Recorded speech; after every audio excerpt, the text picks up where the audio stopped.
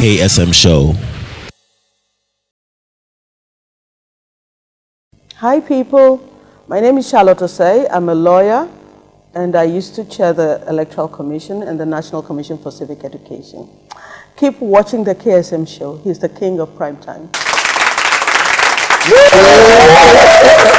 We're back, and I'm hanging out with a very, very good friend of mine, one-time pioneers of NAFTI, and he's one-time on Excellency, and we'll be talking about that. But I want to take it from the point. I remember visiting you in jail. That time, you and Kwaku Barkon had been sent to jail. Yes. And I came to Nswam. Yeah. That was the first time, by the way, Yeah. that I actually went into a prison to visit. Yeah.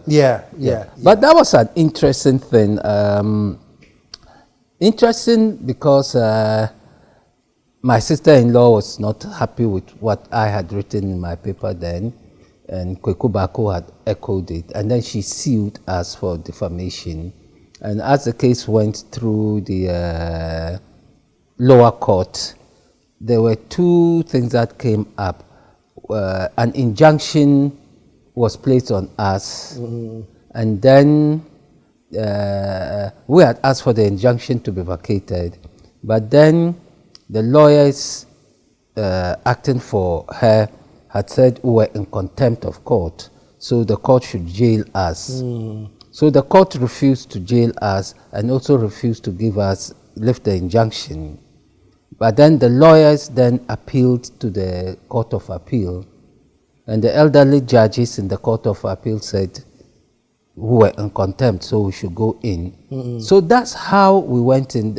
Over the years, there's been this misconception that we went in for criminal libel. Okay, it wasn't about criminal libel. No, it was contempt. Yeah, it was contempt. We went in, we tried to get bail, they denied us the bail. Anyway, I served my full term. They sent me to Akuse after 1 week or so, and then sent Kwaku Barkon to Winneba. But like I keep saying, sometimes time can blunt pains, because right now I can go over these things without any pain in my heart. I even have fun. I even remember those days in the jail and what one was dealing with. So you started in Nswam and before they transferred you? Yes. Okay. They transferred me with Benjilo. You remember Benjilo? Yeah, Benjilo, was allegedly, yes. Okay. Yep. So they were sending him either to Ho or Kofrid or somewhere, and I was going to Akuse. So what they did is that they handcuffed me with Benjilo, and halfway through the journey, we felt like, well, doing what every human does every now and then to, as we say, pass water. So I can still remember that they stopped the van, and I came out with Benjilo. I was handcuffed to him. He was facing this way, I was facing this way. I was watering my plants this way, he was watering his plants that way. Yeah. Now one can remember these things and even laugh. But time, those days, but that was wow.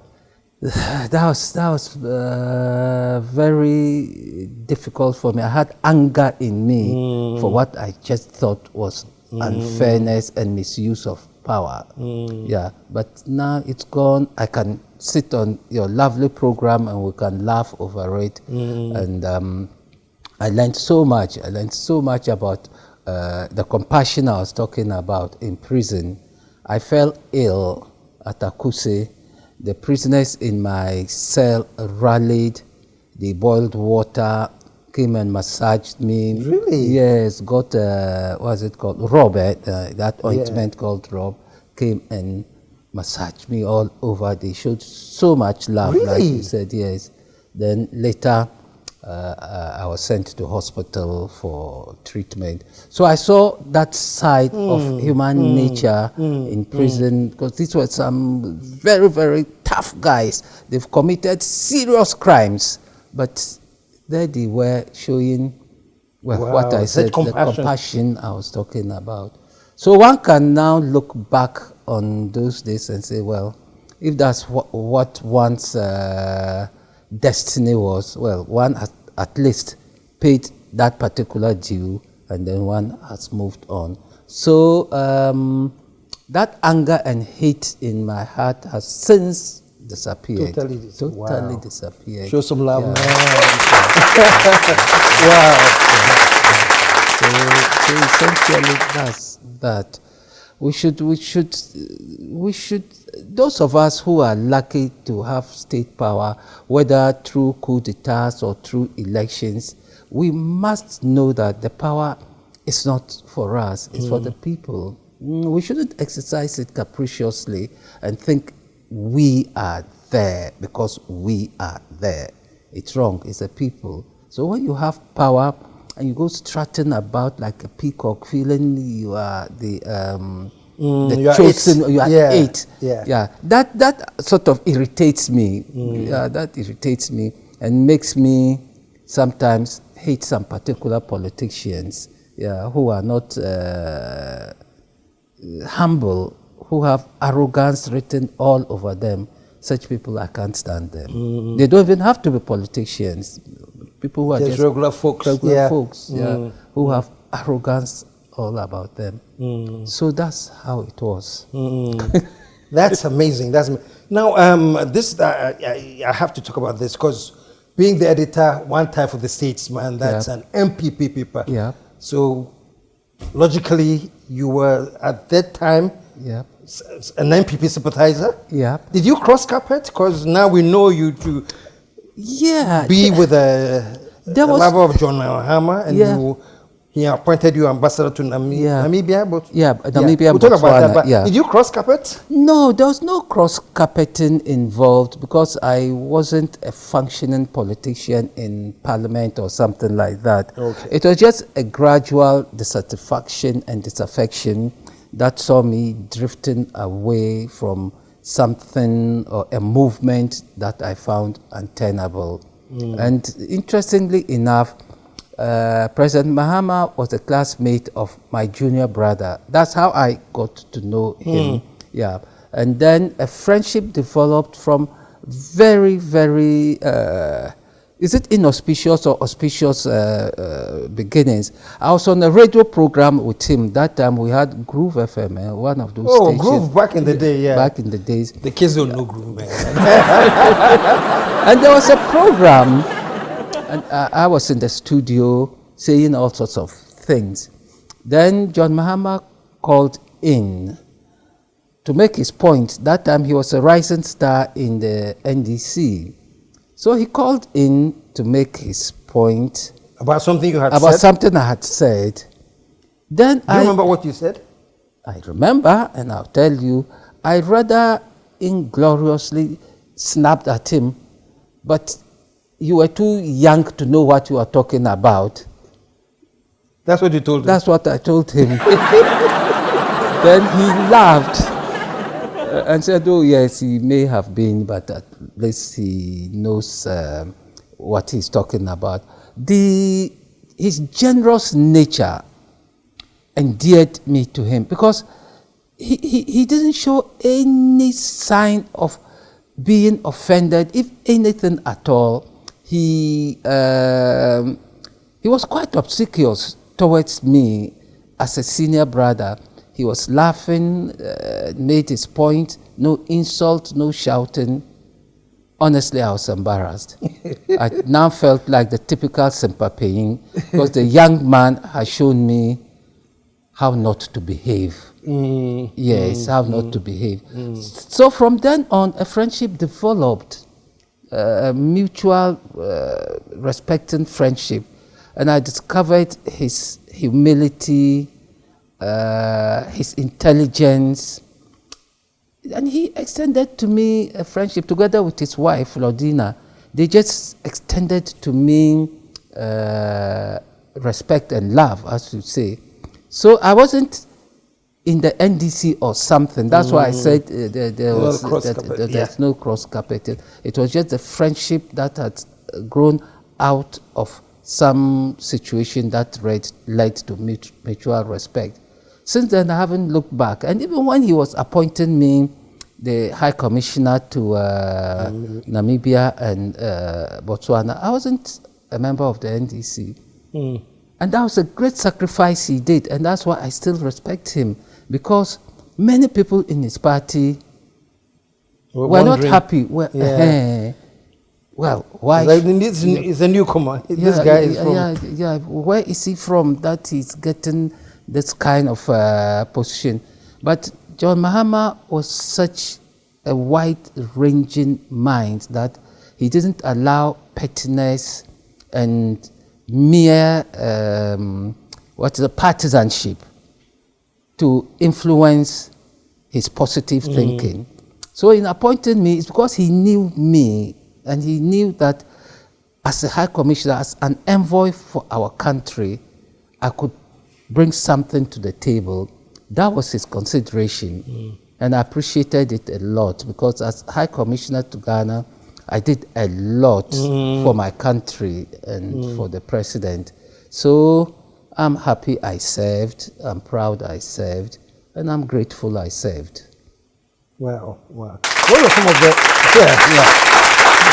what are some of the exciting moments of His Excellency's ship in Namibia? What any striking things that... There are many things I could tell. It would be another program show altogether. But I'll tell you, I had gone to present my credentials to the president of Namibia, and they love Ghana. So when I got to him to present the letters, he looked at me and said, "Hey, Ghana, Akwaba." I was so confused, I didn't know how to answer. I ended up saying Midasi. I ended up saying, I was so confused. President Pohamba actually said Midasi. And since then, mutual respect with him and his successor, I had such a wonderful time. But a more interesting one was when I went to present my credentials to President Kama of Botswana. He's a football fanatic, and I'm not into football at all. So my staff had prepared me briefing notes to go and read the usual thing about our two countries, our bilateral relations, or whatever. Then they had schooled me on that. So it was Credentials Day, so he had met others, and it was my turn. As soon as I got it, he said, "Your Excellency, please sit down. We were all so sad. We were supporting Ghana. When Ghana lost, we were heartbroken." I didn't know what to say. Immediately, it struck me a few seconds later, and I remembered when we lost to Côte d'Ivoire. You remember, was it one of the CAN or CAF matches? Yeah, one of those tournaments. We had lost painfully to Côte d'Ivoire. So the documentation with the speech I was supposed to that went into the rubbish heap. So we sat down, we started talking football, and I kept finding out, scratching bits and pieces to sound relevant. But then it went very well. You were able to wing it. To wing it. Then, through the conversation, we were discussing my background, and I said, "Oh, because I come from the media." So he looked visibly pained about that. He said, "The people I don't like." The media. Nobody likes. Maybe I shouldn't have said that. Nobody likes the media. Nobody really likes the media, especially politicians. So I held my mouth. So he said, "It's the lies. It's the lies. It's not the criticism I don't like, but the lies and the way you people put things together." So I agreed with him, and I said, "Your Excellency, as for that one, I think you are right. The media have often been the problem in Africa. We haven't been careful in the stories we tell or how we tell the stories." Then he seemed mollified somehow. Yes. Then I pressed my advantage, because I know he's an environmentalist. So I brought some environmental story in, and then we're back on track. So diplomacy has its complex sides, like when you are negotiating things. But then it also has its light moments, like these two narrations I've given you. Yeah. Wow. But then you work. look, you can go to your posting and just sit and drink tea and come back after 2, 3, 4 years. But then you would also have to go over and above your country's foreign policy requirements and do stuff. And then get things that should have been done to be done. For example, when I went, the PJCC, that's a Permanent Joint Commission on Cooperation between Ghana and Namibia, had been in abeyance for 12 years. And within 1 year, whatever, I had been able to revive it, and we came and held it here in Accra in November 2016.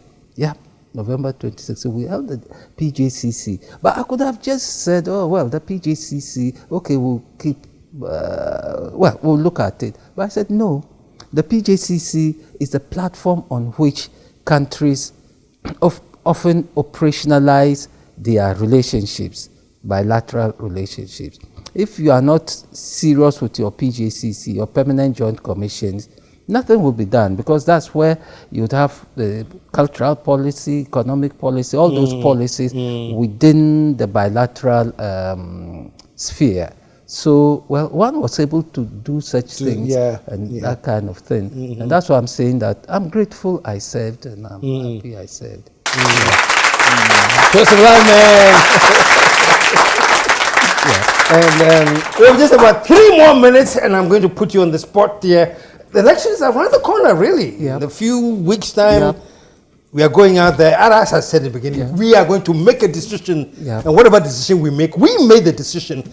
That's my subjective view. It's not the Lord's. I've never thought it was the Lord's. I think. No, it's true. You have any... are you calling this election, or it's too close to call? It's too tight to call? Or what's your... I'd rather rephrase the question. KSM, who will you vote for?